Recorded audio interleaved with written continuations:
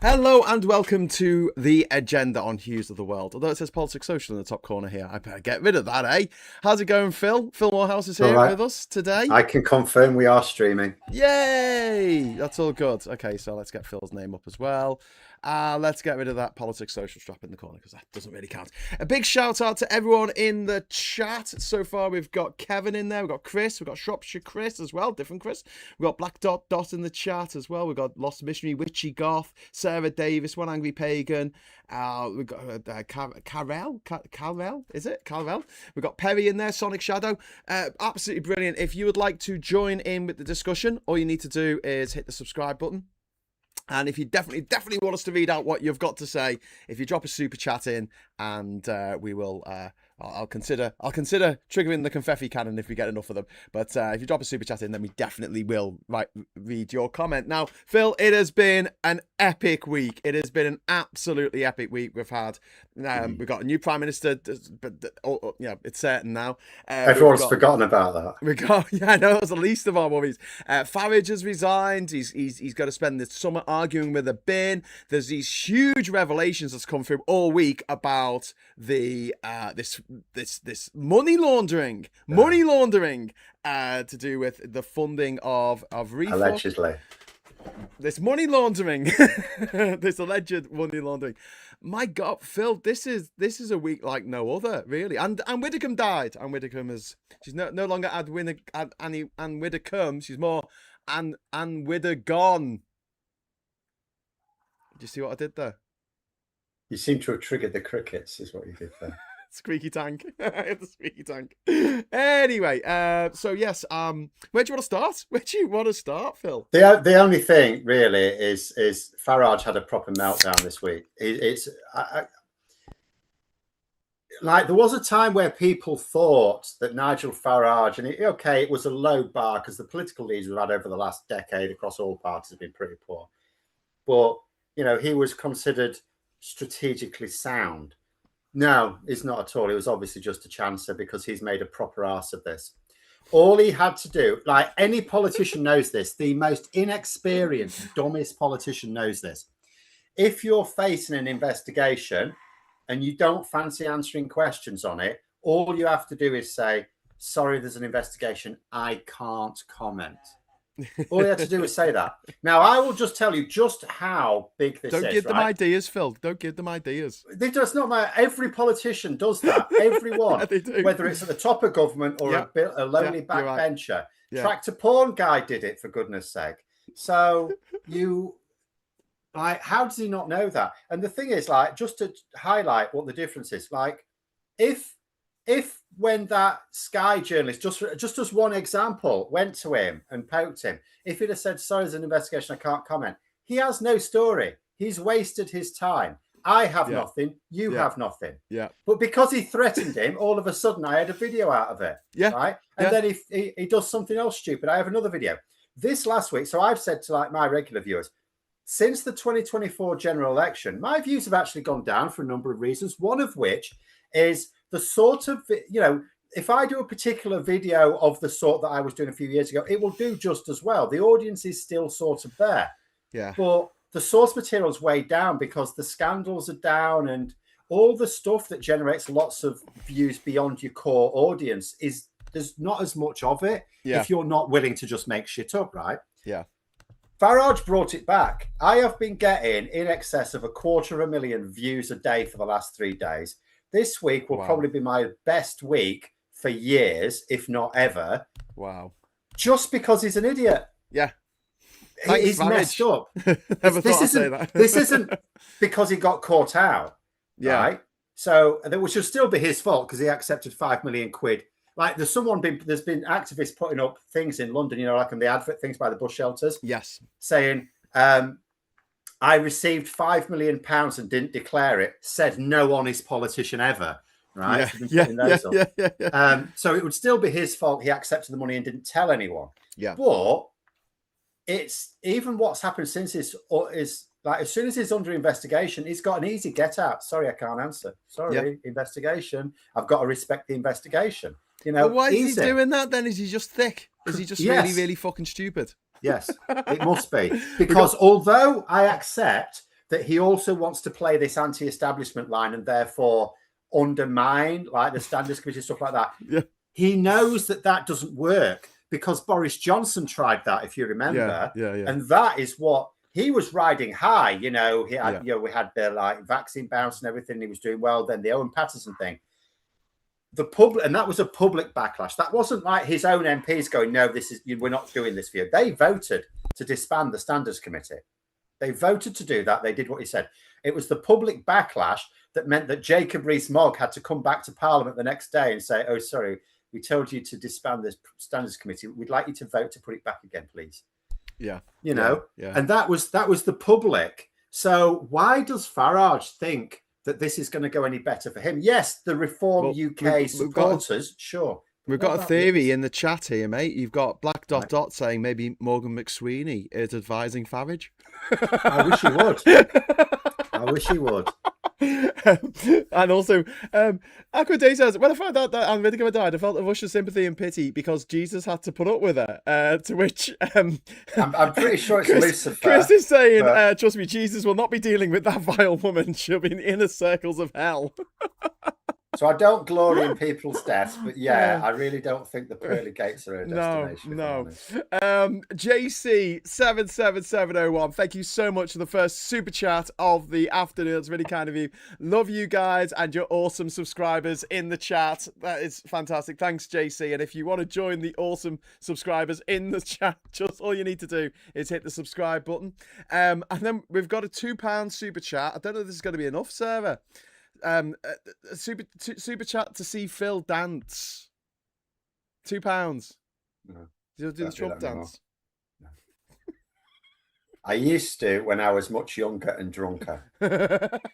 I'm far too old and sober. I am neither young nor drunk these days. Fair enough.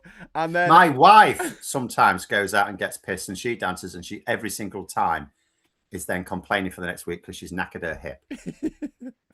It's what happens when you get older, mate. Anatoly as well. Thank you so much for the super chat. It's very kind of you. Everyone should stand aside for Binface versus Farage. Well, there's been a few more people who have put their hats in the ring. I mean, the Tories are out, Labour are out, the Greens are out, Lib Dems are out. We've got Binface. We've got that dickhead Reclaim loser Lawrence Fox. Loser honestly, Fox. I keep describing him as having the worst midlife crisis known to man. That's basically what he's going through.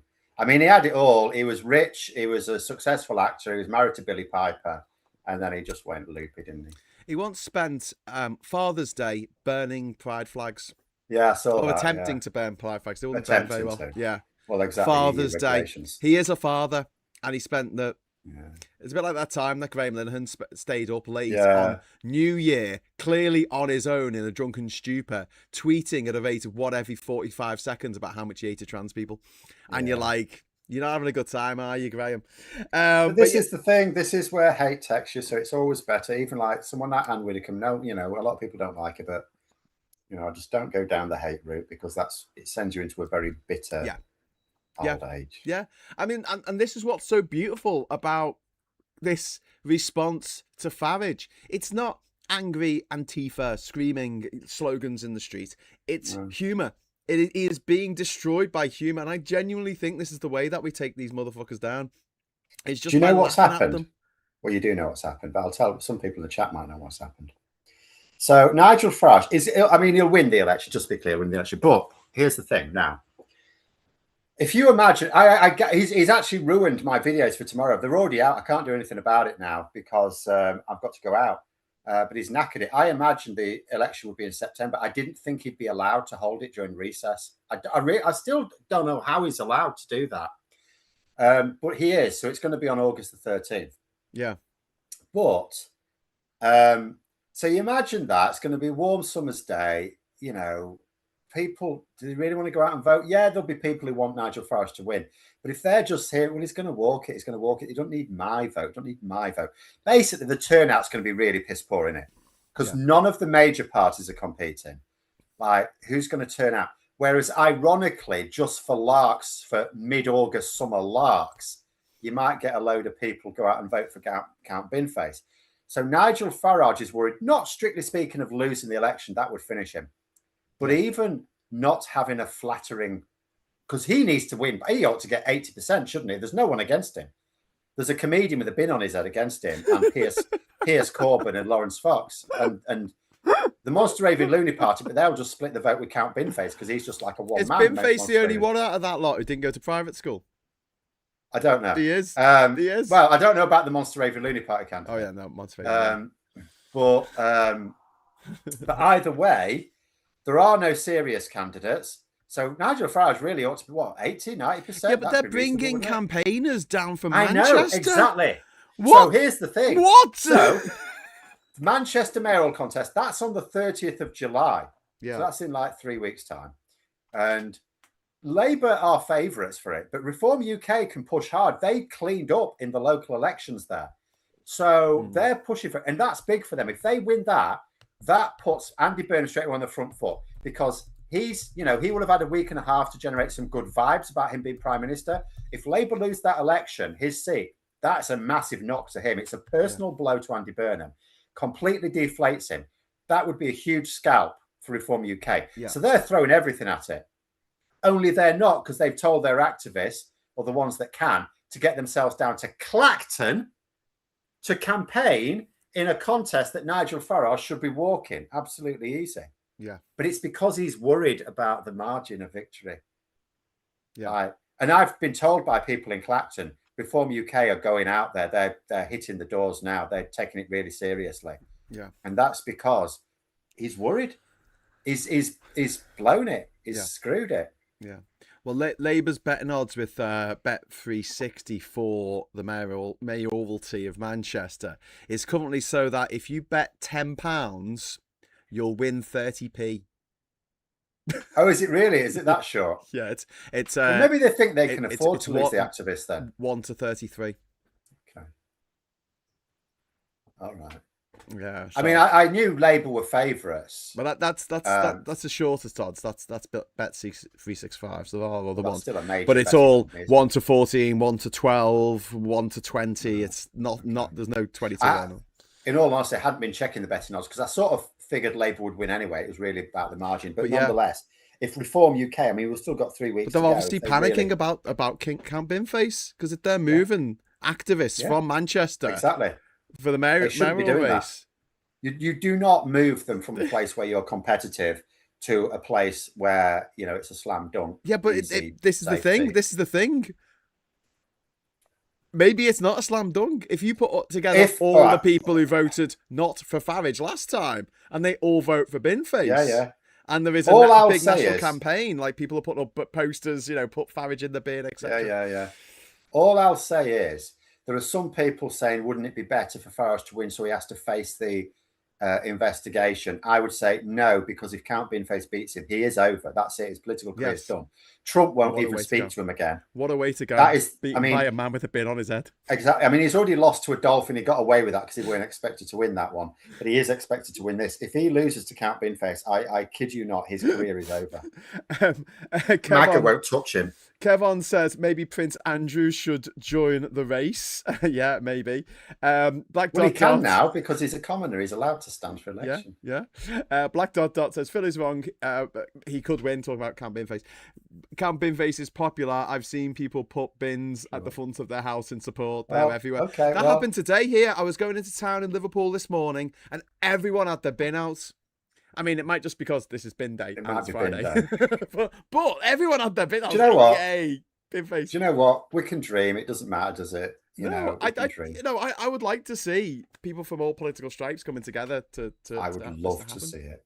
I wouldn't stop laughing until like October. It would be the funniest thing that's ever happened in British political history. It might kill me. Actually, it's like Liz Truss's letters plus. No, this is way better. Plus Boaty McBoatface times a million. You know, it's just like this is off the charts. This would be much better than that. Because it wasn't the. And the other thing, I did make a serious point.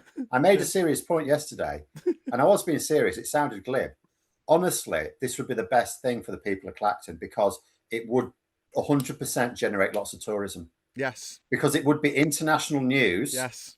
People would want to visit the place that elected a guy with a bin on his head. I guarantee money would flood into Clacton. Oh my god, this is tourist just town. this is a great It's a week so tourist far. town. This has been really good Oh week. yeah, it is Um, absolutely.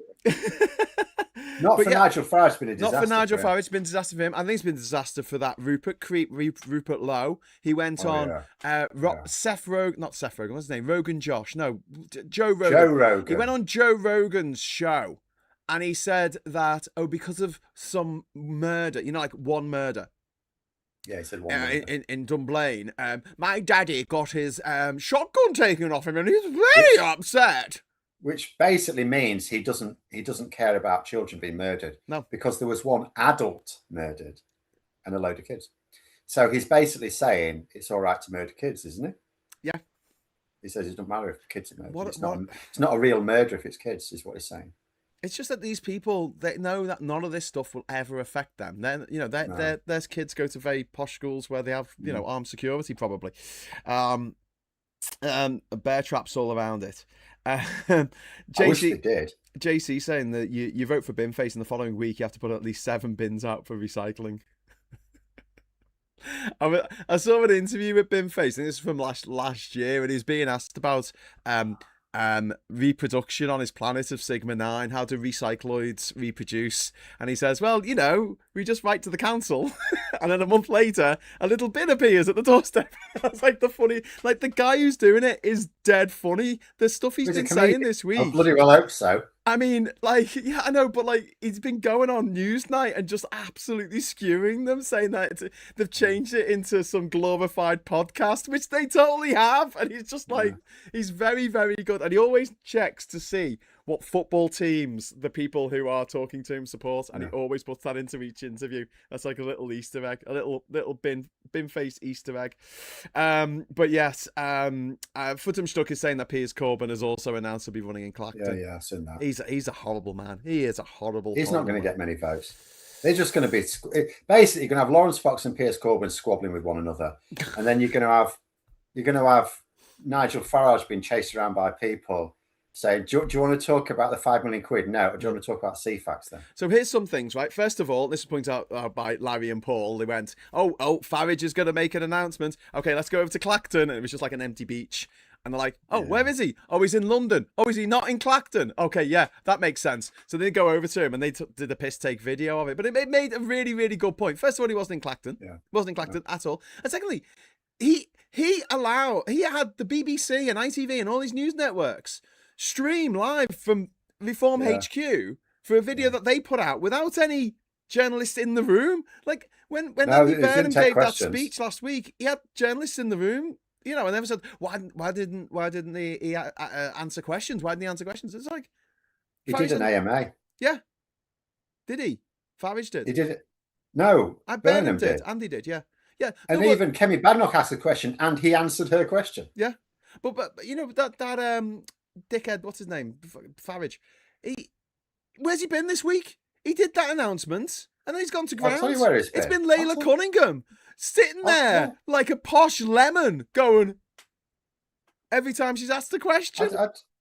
I'll tell you exactly where he is. It's one of his posh private Mayfair clubs eating dinner. Swilling on 30 quid a glass of wine. Yeah. Where he Drinking champagne, eating caviar. That's where he is right now. Right now, he's in Mayfair. In a restaurant we're not even allowed in. Yeah. I've got some good news from this morning, though, Phil, that I can share with you. Mm-hmm. So, I'm in Liverpool, don't you? Yes. I had a meeting with Steve Rotherham, the Metro Mayor of Liverpool, this morning about next year's Global Scouts Day. This is something we've been doing in Liverpool. Yes, the Scouts Assemble type thing. The last 15 years. But we've just been doing it on a sort of, if you want to do something with this, it's fine. And Steve said he's going to get the council behind us, and we're going to turbocharge it next year. And obviously, having a Scouts Prime Minister, yes. And also, this has been a little bit in the news, but I'm dead. You won't be excited about this, but I'm dead excited about this. There's a thing down in London for like ABBA Voyage, where it's like they have holograms of them doing a concert and stuff, and it's their story. No, but okay, I can understand. They're doing that for the Beatles in Liverpool. Oh, right. It's gonna be boss. Anyway, so I'm dead excited about that. So yeah, good news. Good news. It was really weird. We're sitting there, there's three of us, and we're all talking about different aspects of Global Scouts Day and how it's developed over the years and how it all got started. And Steve Rotham's just sitting there. He's not saying anything for ages. And then after I thought, oh God, we're boring him. We're boring him. And he's just like, he goes, okay. And I thought he was just going to say, oh, we'll arrange a meeting with someone, But he went, no, we're going to take this into the stratosphere. And I was like, oh my God, this is amazing. So yeah, we got the council behind us at last. So quite excited about that. So Global Scouts Day coming to a pot of Scouts near you. But yes, also Guinness World Records have said that I can apply to the world's biggest pan of Scouts, which I'm going to do this year. And then next year, I'm thinking, if I can get some funding, it'll be the fastest journey to everywhere called Liverpool. Because there's a Liverpool. You have made sure there isn't one in Antarctica, haven't you? Well, there might be one in Antarctica. I'm not sure. But there's one in Costa Rica. It's a Del Monte banana plantation called Liverpool. Because, I mean, a port town, you're bound to get around a bit. Yeah, we do. There's a lot to live. There's one on the outskirts of Sydney. There's one in Nova Scotia in Canada, which I've been to. I've been to three others, but there's loads more. So that'd be cool. Anyway, right, back to Clacton. There isn't one in America though, otherwise you're knackered, aren't you? No, I've got a visa for America. I can go there. I just don't want to because they'll check my. They're not going to let media. you in. You know that, don't you? They're going to check out the social media. Yeah, they're not going to let you in. Sarah if they do let you in, it's only to be a nice detention centre. Nice knowing you, Graham. I hope it pans out for you. Well, yeah. I mean, if we've got PM, it's making a pun. If we've got the PM having a bowl of Scouts for Global Scouts Day, and we've got the other PM, Paul McCartney, having a bowl of Scouts for Blind Scouts because he's a vegetarian, so that's the veggie version. Blind Scouts. It's what the poor people used to eat because they couldn't afford meat. So it's not like a vegetarian sausage. It's not like a vegetarian sausage roll. It's a real thing that. Well, I mean, vegetarian sausage rolls are real, but they're like an imitation of something. They were created specifically. Yes, whereas Blind Scouts is a traditional dish. Charlie Kirk is dead. Yes. Thanks for that, Kevin. Again. Liverpool is a lakeside village in on Dagger Country. I'm probably saying that wrong. County, in New York County in New York. Cool. Oh well, I'll check that out. Yeah, that'd be cool. Flying around the world. You might be all right in New York because Mum Dami will look after you, but anywhere else might be a bit dodgy. Deported by ICE. What did you say? What did you say? Anyway, so well, let's talk about Andy Burnham for a moment because he has got some big challenges ahead. He said that he's up for rebuilding Britain's military strength. He's talked about the defence industry. He's talked about how he's going to fund it. And do you think we're going to get our dream of the land value tax under?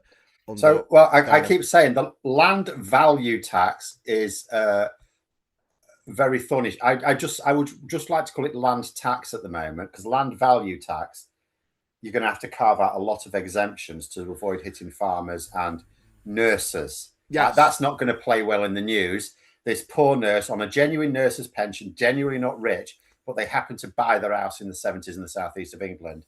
Yeah, you're screwing them over. So, you need. So I would at the moment call it land tax rather than land value tax, even though if you could reset everything, land value tax is what economists, going right back to Adam Smith, who was like, you'd call these days a Tory economist.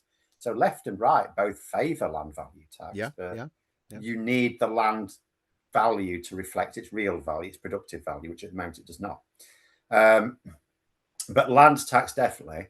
I mean, the biggest issue he's got is the choice of chancellor and making sure that's played quite correctly. He cannot afford a Liz Truss cock-up. And of course, given that he's talking about doing something really very quickly on the economy, we are talking. He hasn't said so as far as I know, but inevitably he must be talking about a September mini budget. Yeah. Feeling brave. Yeah. I mean, I think that's going to have to happen, isn't it? Well, yeah. If he wants to do something immediately, you cannot do anything without, telling Parliament. If you want to change anything about the budget, you got to tell Parliament. So yeah. He's also apologised for Labour's approach to Gaza. Now, this is an interesting one because he's promised greater pressure on the Israeli government. And there was a point made in our chat yesterday where it's like, I think it was Maximilian who made this point of like, there's no way to keep everyone happy in this? Like the people who are absolutely myopic about Gaza and the rights of Gaza, and the people who are myopic about the rights of Israel and free Israel's right you've got to to do this bear in crazy mind, stuff, they'll never accept any of this. Within this group, there are people who are genuinely appalled at what's happened to Palestinians, but they're equally appalled at what's happened to Ukrainians, to people in Darfur, wherever these things happen, they're just, they've got human empathy. Then there are some people who are just incredibly tribal about it. I wouldn't describe them, strictly speaking, as anti-Semitic, but they are incredibly tribal. Israel is on the side of the West. Palestine is not seen as on the West. And in any, like, for example, they support Iran over America. They don't just say, do you know what, it's two dickheads having a go at each other. So that anti-West tribalism, that's another group. But then you've got the ones who just want to destroy Jews. And they attack Jews in this country, and they'll attack Jews in America. And of course, they see the Jewish state, and they want any excuse. And it's how you separate all those people. Now, those people don't give a shit. Nothing you will do. Like, if you look at the position Labour have taken under Starmer, the actual individual things they've done have been right. There have been some things that should have been more robust. I do think we could have, it wouldn't have made a huge difference, but I do think we could have looked at, trade sanctions, for example. We buy dates from them. We don't really buy much, but we could have looked at trade sanctions. The EU really needed to do that, but there are things we could. But by and large, what we did was fine. The rhetoric was wrong. We got the language on it wrong. We got, so when you've then got bad faith actors trying to claim that you're doing this or doing that, or not doing this or not doing that, then it becomes too easy because the language. So what Andy Burnham's doing here is making sure he gets his messaging right. People will hopefully give him a bit of a blank slate on it. The usual suspects will, after pretending to give him a bit of time, still come out and say, but he's not, he's not doing this. He's not ordered, our Trident submarines to like nuke Tel Aviv or anything, so therefore he's not good enough. Yeah. But whatever it is, but as long as he gets his messaging right, that's the key thing. Yeah. But it would also help because, it would also help if we did do something, I think, a little bit more. We can't do anything. We can't force Israel to behave itself. Even in America can't do that right now. No. But we could at least be a bit more robust and say, right, well, we're just going to have to apply these trade sanctions. Yeah. Definitely. But yeah, I'm feeling quite confident at the moment, as confident as I can be, that this is going to be a change for the best for Labour and the country. To have some fresh blood in, and I've seen Andy Burnham videos every day on my social media. I've seen them on there. I know you've criticised him for not using YouTube, but I've seen them on TikTok. I've seen them on Instagram. I've seen them on Facebook. It's not just that, but he still needs to build a platform. Like, what's happening is he's getting a lot of attention, so people are seeing his stuff. He needs to build a platform so that even during quiet times, his stuff's getting out there. Yeah. That's what he needs. And he can't do that himself. So he needs a team in place that builds the platform so that when he does do something, it goes, instead of going to 500,000 people or 1 million, it goes 5 million, 10 million. Yeah. That's what's needed. I'm seeing that there's so many memes this week. About Binface and obviously taking on Farage. And I've just seen one where it's the triangle, not the triangle, the diamond shape for the Lib Dems, the yellow diamond. Yeah. It's got Farage is a has-been, and then at the bottom vote Binface. But it's not branded the Lib Dems, but obviously if you looked at that, you'll think that was a Lib Dem messaging. I mean, the way that the other parties have dealt with this, I think, has been brilliant. Did you see Daisy Cooper having a go at the Prime Minister's questions, and David Lammy just making fun of this? Even Rachel Reeves managed to make me laugh this week, Phil. That's never happened before. I didn't think that would ever happen. But it went down very well. I shared that, did really well. If he wants to spend all summer arguing with a bin, I will not stop him. I mean, the reality is it's not her decision anyway. She's just a functionary. But just making it out like that. Okay, I'm going to agree to it. It's a distraction. I'm not happy about it. If he wants to argue with a bin, whatever. It's incredible, isn't it? Isn't it absolutely incredible that they've that? I think. What do you think? This He's is messed up. He's Do you think he massively messed up. panicked? Do you think he panicked? He because did. Well, I know he knows panicked. So much more's coming out. No, I'll tell you exactly. The Guardian have explained exactly what happened, right? So what happens is, so they were the ones who broke the original 5 million quid thing, but they were also breaking the NCA thing with the money laundering, right? So, you know, responsible journalists, what they do, if they're going to break a story, particularly about a public figure that's going to be very negative, then they have to be fair, and they will tell you they're about to break this story, and they'll give you a reasonable amount of time to respond so that they can then publish your statement, because you get a reply, right? That's only fair. So obviously what that means is that when these big stories are breaking, Farage has advance notice of them. So what he does, he then and he has done this, the Tice has done it as well. The Guardian really detailed exactly how it's done. They go to the Daily Telegraph to say, we need to get ahead of this. We need you to publish something that softens it for us. And we need you to publish it. If the Guardian are going to publish it at 5 p.m, we need you to publish it at 4:30, stuff like that. Because the Guardian, because they're being fair to him, they're telling him exactly when they're going to publish it. Yeah. So what had happened on Tuesday is, with the latest Guardian expose, they gave Nigel Farage a deadline of 1 p.m. on Tuesday. Yeah. To respond. Yeah. So it was, and they said it was absolute panic. So in the morning he panicked. So on what I'm saying is, on Monday he wasn't going to do this. On Tuesday morning he's got this deadline. He realizes that's going to make the major news. He needs to capture the news cycle. So that's why at 2 p.m. he made that statement. Yeah. So it was absolutely panic. There was, I do not believe he sat around with the strategists and they said, this is what we should do. Now, I will say, and I said at the time, you know, he had to do something, and it was, you know, it was probably the best thing he could do. But also I must apologize to the Conservatives. I was saying I didn't think the other parties would stand down. Well, no. I didn't think the other parties would stand down. Now, if the Conservatives hadn't stood down, I don't think the others would, because then it would look like they're giving the inside track to the Conservatives. And that would go down very badly with members and local activists and stuff.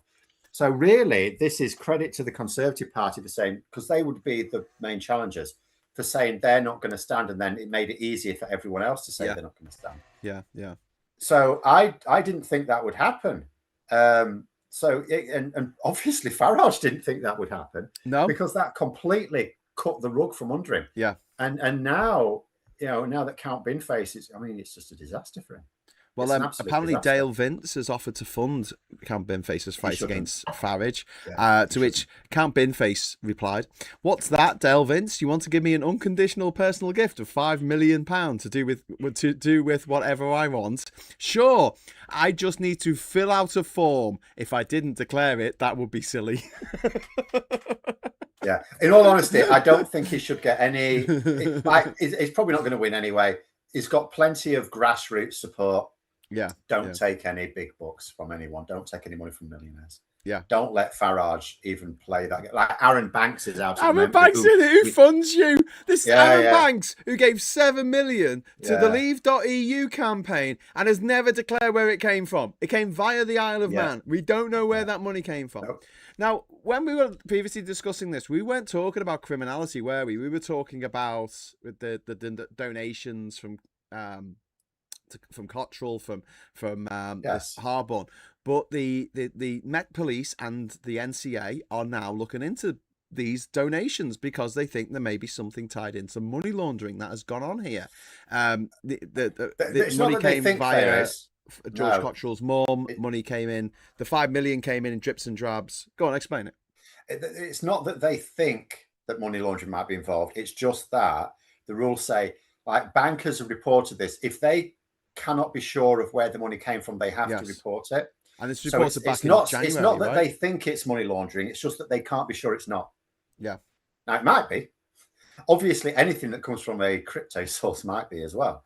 But nonetheless, there are multiple criminal investigations now going on. And the thing is, you know, you said, well, it was probably the best thing that Farage could do was to stand, but at the same time, like, he wants to avoid any kind of scrutiny. And this is why he should have. If he's walking down the street in Clacton trying to get votes, the first thing the press are going to do is ask him, what about that 5 million? Exactly. What about that money from George Cottrell? Of course, they're not going to ask him about policy. I mean, they might, just for a bit of fun, ask him what his view is on CFAX. He'll probably say it's too advanced because he wants to take us back to the 19th century. But they can't, in all seriousness, ask him about the issues about the election, because if he tries to say, why aren't you asking me about, my policies in this election, it's because your policy is to beat a bin, mate. Yeah. Like, your policy is to beat a bin. I mean, Hannah Spencer on the BBC, one of the BBC shows, she absolutely skewered Layla Cunningham as the prospective candidate for London Mayor next year. Is it the year after? I don't know. They're trailing that well in advance. Did you see any of Robert Jenrick sitting in I watched for? It all. Yeah. So I watched the highlights that they threw up on. Excuse me, YouTube. Anyway. Our mate Peter Core called in, and he made a really, really good point where Jenrick was going on about immigration. He's like, oh, there's already 3 million unemployed, and with more immigration, it's going to go up to 10 million. And Peter just said, how do you feel about AI and crypto? Yeah. And he went, well, no AI is going to take jobs. I mean, I have done a video on Jenrick's thing for this afternoon, and I could have done so many on him just getting skewered like that. I didn't actually include Peter's thing because I was just focusing on how he tried to very poorly defend Farage. Because remember, Farage has brought these Tories in, as he said himself, to bring in some experience and competence. But he won't find amongst his own grassroots because they hate it. They hate these Tories being in the party. Yeah, yeah. And yet Robert Jenrick did a really bad job of defending Farage. Yeah.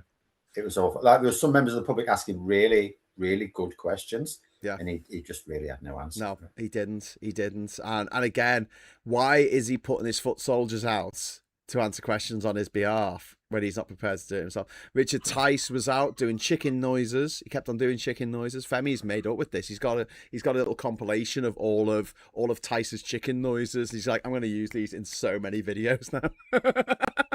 Because this idea that all the other parties were too scared to take on Farage. It's like, no, they just couldn't be asked because what's the point? The man's an idiot. Yeah. And they'll stand in the next election. Yeah. That's what Refuck said.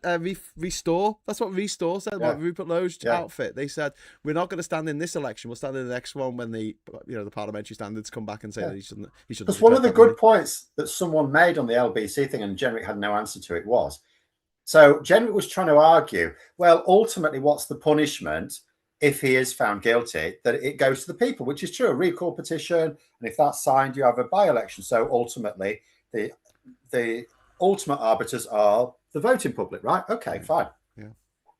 But this guy said, so Jenrick's trying to say, well, Farage is just going there so that we can get it all done with and then move on. But this guy said, hang on a minute, you're doing that before the investigation has taken place, which means that those members of the public don't have all the facts. So what it's like doing is, it's like saying, I want the jury to decide whether I'm guilty or not before they've even heard the case for the prosecution. Yeah. And Jenrick had no real answer to that. Yeah. He just repeated his earlier thing. But like I said earlier, ultimately it would go to the people anyway. Yeah, after they've already heard the case against him. But they haven't yet because the investigation has not concluded. Now, I think it was Christian Guru Murphy said that the investigation that's already been started will continue if he became an MP again. Yeah. But they couldn't start any new investigations into his donations before 2024. Is that right? Or I think it's right. If anything new turned up from before that time, that would be right. But in all honesty, they've already started investigations into the 5 million quid and the Cottrell ones. I mean, do you know what? If Nigel Farage is hiding anything worse than those two, then my goodness, it won't matter. It won't even matter if they're officially investigated or not. Because remember, what's happening with the investigation? The worst case scenario, if Farage has to fight a by-election again and wins it, right? Yeah. Okay. It doesn't stop the press reporting on it if something comes out. Yeah. Doesn't stop them reporting on it. Doesn't stop it going to the court of public opinion. And the important thing here, it doesn't, it's like, it's not just about the people of Clacton. Yeah. Whenever you've got anything like this, like a by-election, it's national news, particularly with such an important figure. So the news will have to explain why it's done. So this is about getting this information out to the rest of the public, including in constituencies which are going to be a bit tighter for Reform UK. Yeah. So it doesn't matter that Nigel Farage will win his seat. Okay, some people insist Binface can. Okay, maybe. We will hope.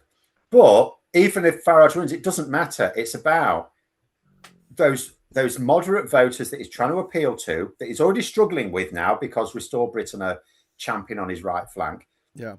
And now you get stuff like this. So, Reform UK supporters are going to go, oh, stop picking on him.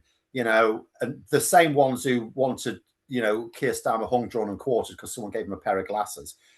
And you'll have people like us, who are always going to be readily critical of Farage. But then you've got the people in the middle who actually swing elections, who are listening into this and think, I haven't made my mind up yet. I'm going to hear both sides. Yeah. And this is like a disaster for Farage's relationship with that. Oh, no, it's massively.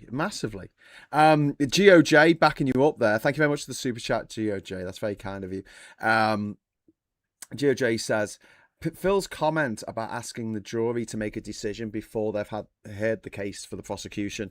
I made exactly the same point this morning. Yeah, that's what he's doing. I want the people to judge me. It's like, well, what's the evidence? I mean, you can't see the evidence. Do you know what I mean? Like, how can you make a judgment without having all the facts? Yeah. And then Saz, £2 super chat. Did someone mention Bindependence Day? Which gives me great pleasure to say thank you very much, Saz, and it allows me to go 3, 2, 1. Unleash the confetti! Yay! Confetti, Phil! Yay! Confetti! Woo! Yay! Yeah, we got a thumb from Phil! Yes!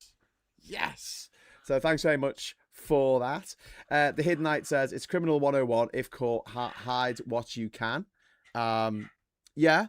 But also, I mean, this is like, when some criminals are very good lawyers and they know that more evidence will come out in time. So they rush to get to the court case, because if anything comes out afterwards, then because of double jeopardy, they probably won't go down for the same crime. It feels a bit like that. But it doesn't work because, like I said, it doesn't stop the media reporting what they find out. And if there was anything actually criminal, it certainly doesn't stop a criminal investigation. It only stops a parliamentary investigation for the stuff they're not already investigating. Do you think that Farage and that could go down for this, though? They're too rich, aren't they? They're not going to see bars. What did Jeffrey Archer go down for? Perjury. I actually felt sorry for him because, really? Well, it was really the nature. I mean, he did commit perjury, and he was an arse. He was a really unpleasant man. But nonetheless, ultimately, what was it for? It was because the press were reporting on something to do with his public life that had absolutely no bearing on his, on his public duties, like his elected office. It had no bearing on it. Yeah. And it's to do with his private life. Yeah. So I was just thinking. I did feel. I mean, it was adultery. Don't get me wrong.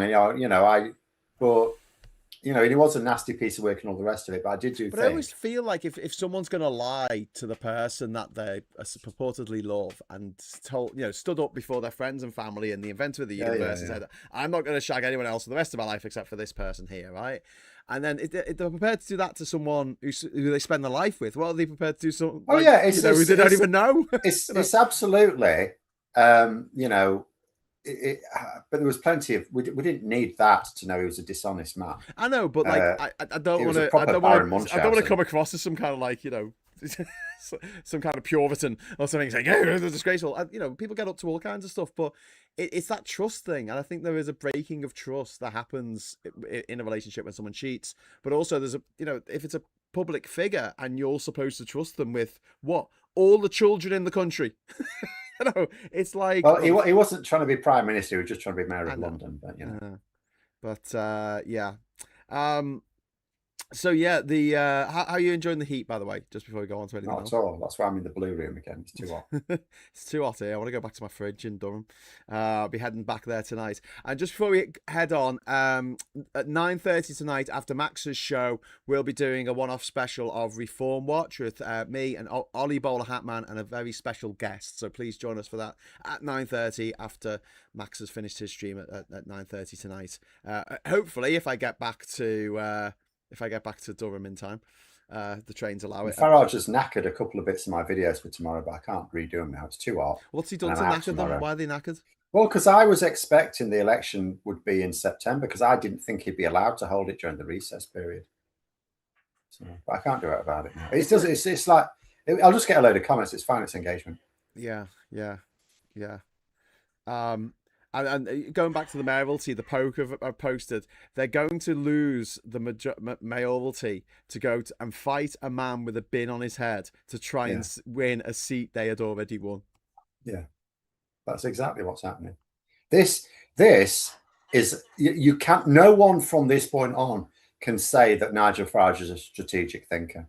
No one, because this is an unmitigated disaster, and it's an unforced error. All he had to do was clam up. All he had to do was say, sorry, I can't comment while there's an investigation going on. And that's all he had to say. He could have spent the last 2 months, well, ever since the investigation started, he could have just said that. Sorry, there's an investigation ongoing. I can't comment. I've been advised not to comment. That's all he had to do. Yeah. And he'd have killed it. And this week I'd have been spending my time talking about Trump, you know, mixing up Zelensky with Putin again, and having to be told yet again that he can't cancel trade with Spain because it's in the EU. You know, that's what my week would have been. Aren't you concerned about the Islamic Republic of Japan? But that's what my week would have been. And then I'd have been trying to sort of crowbar a little bit of, you know, Andy Burnham stuff in, you know, and that's would have been my week. I'd have had a tip, you know, a week that you'd normally get as you're moving into the second half of July, where it goes into the summer and it gets a bit slow and you're just trying to find the best stuff you can. You know, there's actually some important news I haven't got to cover today, but I can do it in a couple of weeks' time. It won't matter. But it's basically given me my best week for like years. Honestly, all I can say is I hope he does it again in November, because you get really good ad rates in November. I'll be making it in. He's unfortunately picked. Look, if Binface wins this, Phil, this is the end of Farage. He can't come back from this. And the end of Farage means the end of Reform. You've seen them this week. Tice and Jenrick and Cunningham going out on all the news networks, on all the shows, and they've just been monstered. They don't know what to say. They're like rabbits in headlights. There will be a civil war between the Tories who want to take over and the sort of traditional grassroots who don't even want the Tories in the party, and then the sort of more organised nutters from like Britain First and BNP and stuff, who've you know, the entryists, who also want to take over. There will be a proper bun fight. It'll be spectacular. Andrew's asking, AB's asking, did you read Mitch Benn's prediction? I did. So Mitch Benn is predicting that, somewhat, you know, conspiratorially, so I'm not necessarily on board with this idea, but that Farage might fake an assassination attempt to get public sympathy and make like Binface look bad for mocking him after his near brush. So he's going to pay someone to throw a milkshake at him again. Yes. We don't allow guns in this country. He's the most put upon politician in the world. He said that again. He said that again. And the family of Joe Cox and MPs. David Amis are like, no, what are you talking about? You know, even fans of the previous Labour leader are like, excuse me, you think that the press are horrible to you? Are you kidding me? You know, even the front cover of the Express and that this week were all still like, oh, well, we know we kind of like Farage, and this Bing guy is a problem.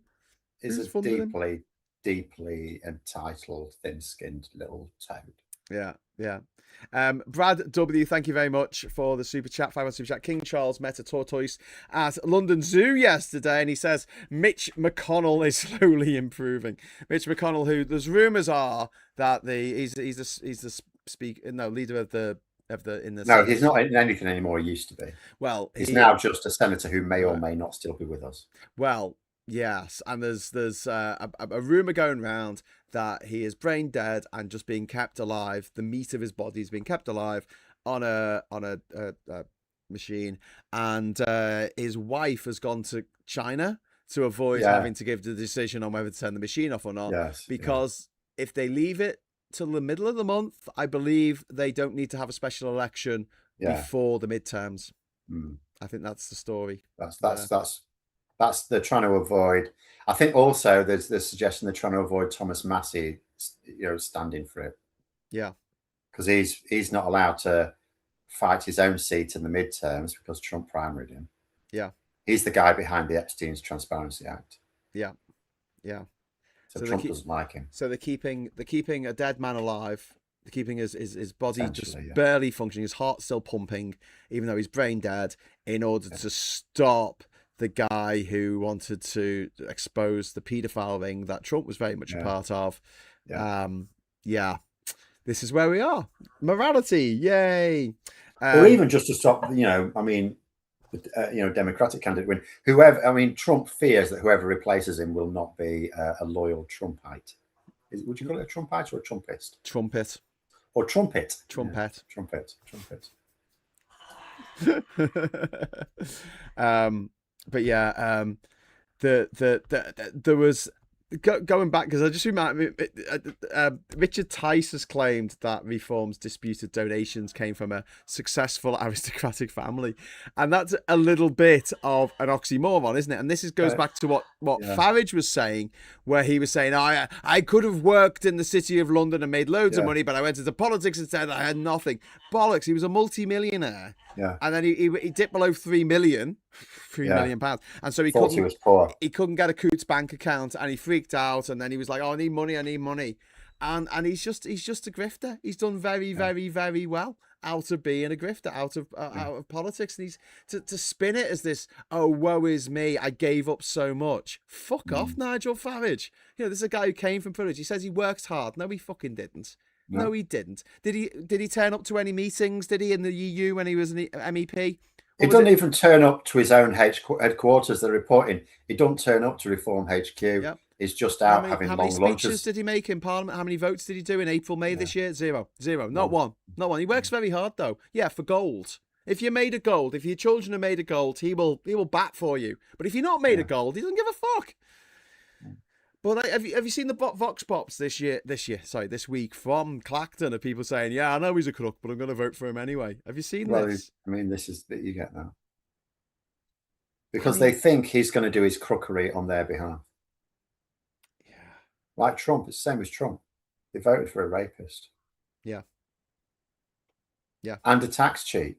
Yeah. And he boasts about his tax cheating. He just says it's good business. Yeah. He says it's because it's clever. But they did it because they thought he was nonetheless going to make their lives better. Yeah. And this is why all these investigations, great, whatever, he might have to stand again. But I don't think it will defeat him, because it didn't defeat Trump. Trump was on trial for all kinds of stuff. He was wanted for 4 different crimes in 4 different states. And yet he got away with it. This is the difference of a parliamentary democracy. We don't have to beat Farage. We just have to beat Reform UK. Yeah, he will be their talisman. Yeah, although it's a tarnished talisman at the moment. But we just have to beat them round the rest of it. As long as he does, he can have 100 MPs, 150, whatever. As long as he don't get enough to gain power, he will hate it. He hates being an MP. Yeah, absolutely hates it. He will. If I tell you what, if he leads them to the next election and doesn't form power, if a stable progressive government forms, and that's it, and he knows that there'll be no collapse of it that gives him another general election 6 months' time or anything, he'll walk. He'll not stick around for another parliament. Yeah. So YouGov have published polling today suggesting that more than half of all voters regard Nigel Farage as very sleazy. It needs to be well more than half, but nonetheless, the very sleazy.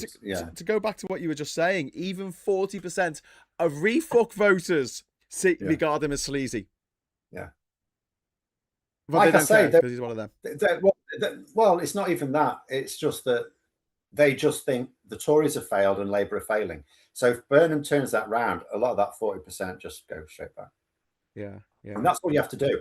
Burnham just has to convince them that things are getting better. Remember, there's 2 types. Well, there's multiple types really, but we could split it into 2 types. There are some of them that are the Reform UK supporters, the proper ones. They do think immigration is too high. They do think like Muslims are evil.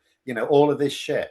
But then you've got the other ones whose life is just shit, and they've thought the Tories made our life shit, and they just think that Labour are also squeezing them. Yeah. And they just think, so, well, we've now got an option. See, we don't have to flip between Labour and the Conservatives. We've got this other option now. And that's all it is. Burnham, I say all Burnham has to do is it's easy. It's not easy. But if Burnham persuades them that he's actually on their side and he maintains that, he builds that bridge with them and maintains that bridge with them, and he can carry that on from a position of power to the next election, that support for Reform UK will melt away. They'll be back to getting 15% of the vote and okay, they'll probably get more than 5 MPs next time, but you know, it'll, because the fragmentation of the vote is much greater everywhere. Yeah. But nonetheless, that'll keep him out. And that'll be the end of Farage, because he's already in his 60s. You know, he can't go. He's got enough money. Well, one thing I was thinking, he's though, also Phil, got enough health problems. If this money has come from dodgy places and they aren't going to get their money's worth from Farage, Tony, thank you so much for the £10 super chat, mate. That was really, very, very kind of you. All right, Graham, thought I should put a tenner on Count Binface or give it to you, and you are the better bet. Oh, thank you, Tony. I'll try not to let you down, but I would like Binface to win as well. He's 5-1 at the moment. 5-1, Phil. That is not bad for a joke candidate. He's 99-1. It is. I've said before. It's. I've had a look at those betting odds. I mean, Reform UK sometimes had longer odds than that in Makerfield. Yeah. And they were the challenger. Yeah. So, yeah, you know, 5-1. I think there's something that will tap into the British sense of humour, and it's the silly season now. I mean, it will be next week when Parliament rises for the summer. We're going to get one this year, in all honesty. No, it's going to be the silliest season ever. Come on. No, because Andy Burnham really wants to get on the front foot. Typical Phil this. No, cancel the silly season. Andy Burnham needs to, and sounds like he wants to, make sure he's grabbing the headlines this summer. Yes. Yeah, definitely. I think he's got good people behind him as well who know what they're doing. And I know you've criticised the lack of YouTube. I'll believe it when I see it. I'm thinking that in doing these, he does these little minute-long snippets on TikTok, and he's getting a lot of traction on it. And it's not all just bots telling him he's a knobhead. I mean, there's a lot of that, but they seem to have a better You've got to have it everywhere. Goal. So Keir Starmer never did this. Keir Starmer, he only got onto Twitter like 2 weeks ago. TikTok 2 weeks ago. Yeah. And he'll do these fucking videos that are like, you know, highly produced, and he'll be him walking through a door to music, and it's shite. This is Andy Burnham. He's got his phone, and it's like he's talking to you. It's just going, okay, I've just got off the train into Warrington. I've just come home from, and it's been really great to have all the support and blah, blah, blah. And we're really looking to do this. And that's it. You know, 1 minute long. It looks like he's talking. It sounds like he's talking to you. Yeah. And that is something. The presentation's much better. Yeah. But they've still got to build that platform. Yeah. Yeah. Well, you know, I've got a mate in there. I've got the mate who's a very good friend of Andy's now. So let's see what we can do, Phil. Let's see what we can do. Hidden Knight says, so keeping a man alive to rig a dictator in favor is disgusting and deplorable. And now I understand why my mum said don't keep me on life support. Indeed. Are we hoping for a dodgy window for Farage when his paymasters don't get their money's worth? Says Pretty Cape Machine. I don't think they'll do that, but they will fund his opponents. And this is what rich people do. If you don't do what the rich people want you to do, they'll fund your opponents. Simple as that. Yeah. So it's an investment from their point of view. Yeah, Pete Dencat. And they have so much money they can afford to throw. I mean, there's Christopher Albert's thrown 5 million quid Farage's way, at least 12 million quid Reform UK's way. I mean, that's peanuts for him.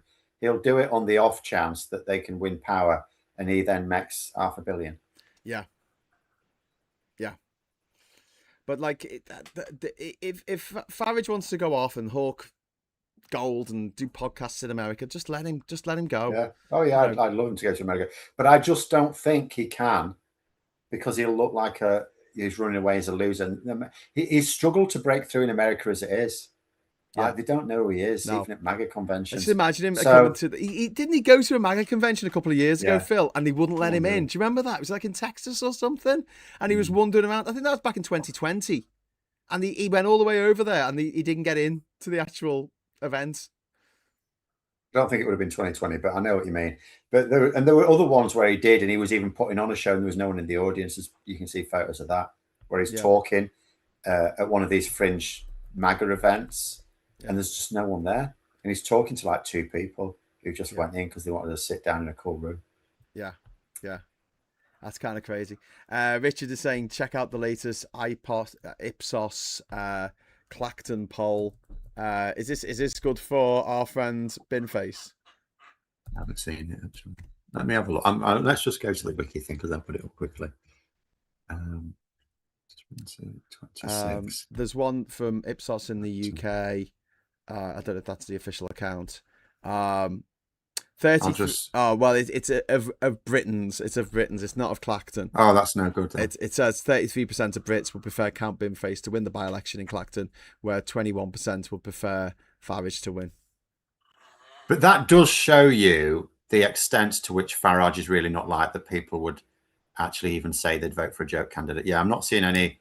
Yeah. There may never be any constituency polls because it costs money and it's not really worth anyone's money to do one.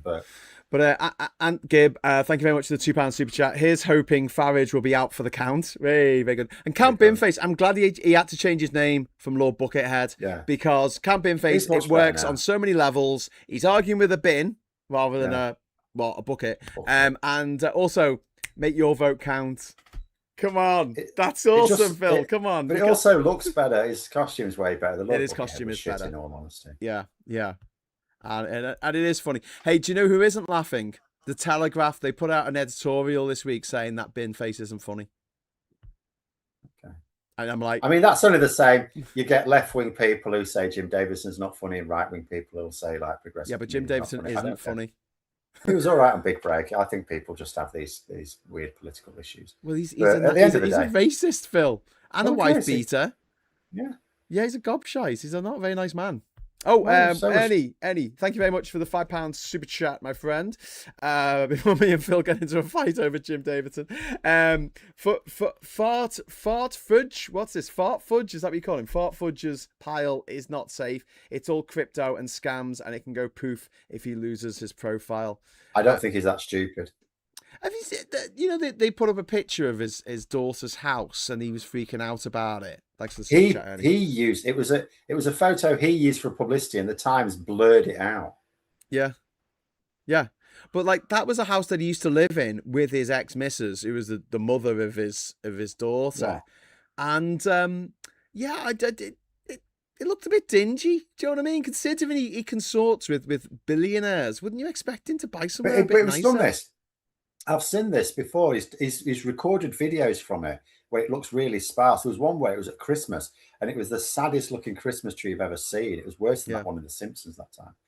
And so I don't know whether he did it deliberately because he wanted to appear like as if he just had this humble living, or whether it was just because it was a house where he doesn't spend a great deal of time, and like we could be lucky he's got any furniture in it at all. Yeah, no idea.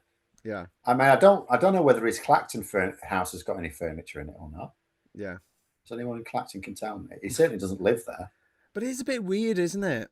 That I don't know. Like, is he just really feckless with money? Because this is a rumor that I've heard. He just spends money like it's water. That's why he's always broke. It's always going. Like, if you're going to spend, unless you are mega well, he's not mega wealthy, right? Like, he's wealthy by our standards, but by, the standards of the people he consorts with.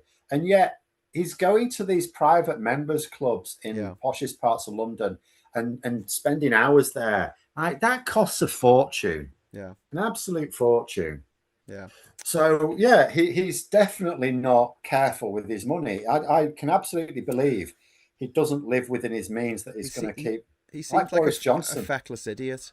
I think it was Layla Cunningham who got skewed on. They asked straight up, what's Reform's defence policy, and she acted like it was a gotcha question, and it was just like they don't have any policies. All they do is they pop up and go, stop the boats. Well, Labour's done that. There's been fuck all boats for the last couple of months now. No one's talking about it. Immigration's gone off a cliff.